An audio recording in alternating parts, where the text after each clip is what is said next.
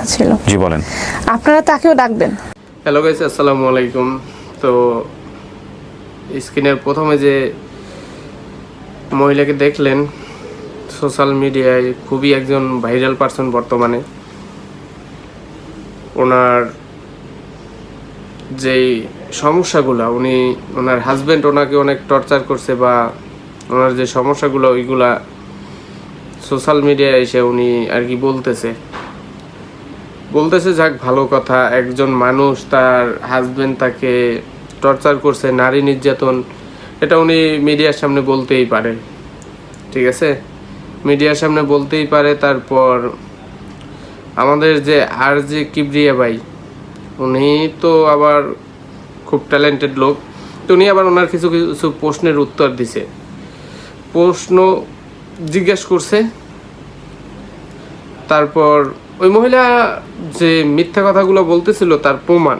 এটা কি অনলাইনে এটা রেকর্ড হচ্ছে? হ্যাঁ, রেকর্ড হচ্ছে না অন এয়ারে আছে? না এটা রেকর্ড হচ্ছে। রেকর্ড হচ্ছে। আচ্ছা, এটা যদি আপনারা তাকে আপনাদের শোতে ইনভাইট করেন, তাহলে আসলে এই শোটাতে আমি আর কন্টিনিউ করব না। তো দেখলেন তো যে এই শোটা নাকি উনি কন্টিনিউ করবে না যদি ওনার হাজব্যান্ডকে এইখানে আনা হয়। তো আমার কথা হচ্ছে গিয়া, মূল টপিক হচ্ছে গিয়া যে আমি সোশ্যাল মিডিয়ার সামনে আসছি, আইসা কথা বলতেছি। তো আমি যদি মিথ্যা বলি, তো আমার বিপক্ষে যে আছে সে তো 100% প্রতিবাদ করবেই। কোনো মানুষ মিথ্যা শূন্য সহ্য করতে পারবে না, সে তো 100% প্রতিবাদ করবেই। তো এই যে মহিলা, ওনার আগে 2টা বিয়ে ছিল, ওখানে বাচ্চাও আছে।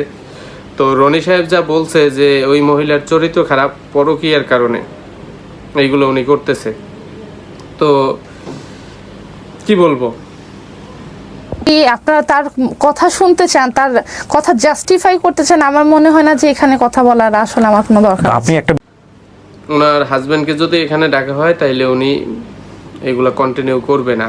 তো উনি নাকি আগে শুনে আসছে যে সোশ্যাল মিডিয়ার সামনে যে আসামির যে বক্তব্য নেওয়া হয় বাদী বিবাদী, তো ওই মেয়েটা এখন বিবাদী হচ্ছে রনি সাহেব, ঠিক আছে, আসামি হচ্ছে রনি সাহেব। তো ওই মেয়েটা যে কিবরিয়ার সাথে যে বক্তব্যগুলা দিতেছে, বয়ানগুলা দিতেছে, ওইগুলা শুনে রনি সাহেব নিশ্চয়ই কিবরিয়াকে ফোন করবে, বা তার টকশোতে আইসা সত্যি জিনিসটা তুলে ধরার জন্য চেষ্টা করবে। তো উনি কি বলতেছে, ওনাকে যদি এইখানে আনেন আর বাস্তব যদি প্রমাণ করতে চান, তাইলে এই শোটা উনি কন্টিনিউ করবে না। তো এর মানে ওনার চরিত্র খারাপ, আর চরিত্র খারাপের জন্যই রনি সাহেব ওনার গায়ে হাত তুলতে বাধ্য হয়েছে। আর রনি সাহেবের বক্তব্যগুলো আমি শুনছি, তো রনি সাহেবের কথার ভিতরে অনেক সত্যি আছে। আর ওনার যে বয়ান আর যে বক্তব্য, ওনার কথায় সম্পূর্ণটাই মিথ্যা। উনি যদি মিথ্যা না বলে, তাহলে কেন বলবে যে ওনাকে এই শোতে আনলে এই শোটা আমি কন্টিনিউ করব না? আমার বিপক্ষ লোক তো আসবেই। আমি যখন আমার সমস্যাগুলো বলছি, তো এটা সত্যি না মিথ্যা, এটা বিপক্ষ লোক তো এটা যাচাই বাছাই করবি 100%। তো এর জন্য তো তারে তো আমার আসতে হবে। দ্বিতীয় কথা, আমি মিথ্যা বলছি না সত্য বলছি, এটার তো একটা প্রমাণ দরকার। তো মহিলা নিজের চরিত্র খারাপ, এর জন্যই এইভাবে এই অবস্থা। এইসব মহিলা থেকে বিরত থাকবেন। উনি ছিল একজন সেলসম্যান, লাইভ করতো ওনার মার্কেটে। এইখান থেকে লোকটাকে কলে কৌশলে ব্ল্যাকমেল করে বিয়ে করে এখন উনি পরকীয়ায় আসক্ত।